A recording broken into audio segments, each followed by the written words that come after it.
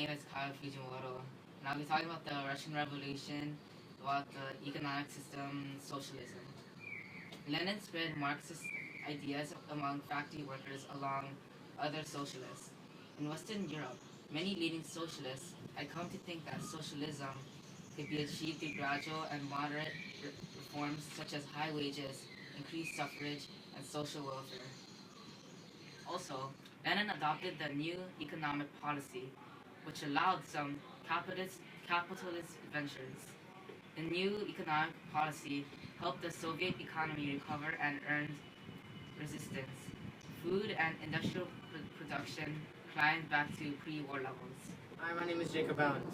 Competition between anything improves all involved. Consumers benefit because each business is trying to offer something appealing to their customer.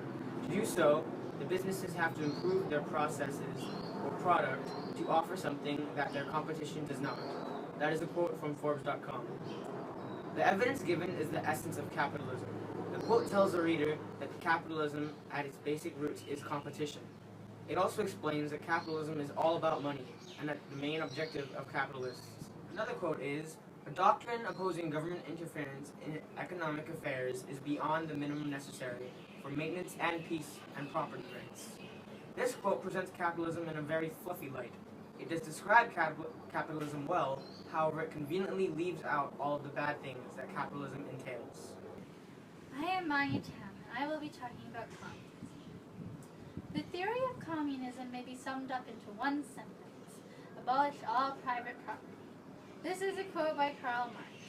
The quote represents a big aspect of communism, which is that there is no private ownership of property or land. A true communistic society is one where everyone is equal socially, economically, and politically. This means that whatever belongs to the society belongs to each and all the individuals.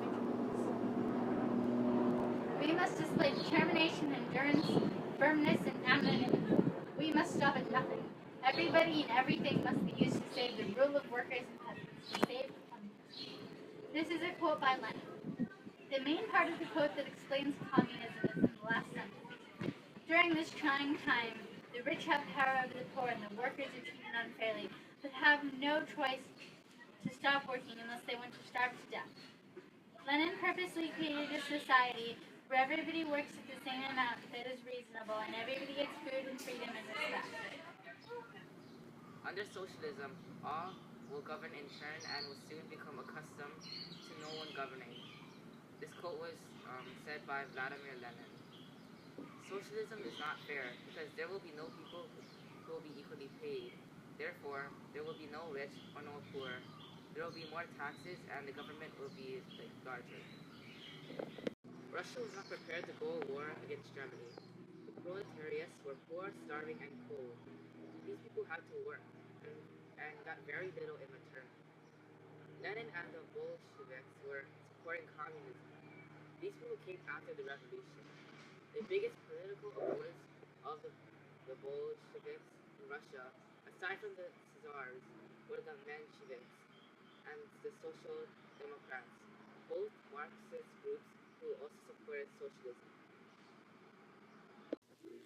Capitalism is a social system based on the principle of individual rights. Politically, it is the system of laissez-faire, or freedom.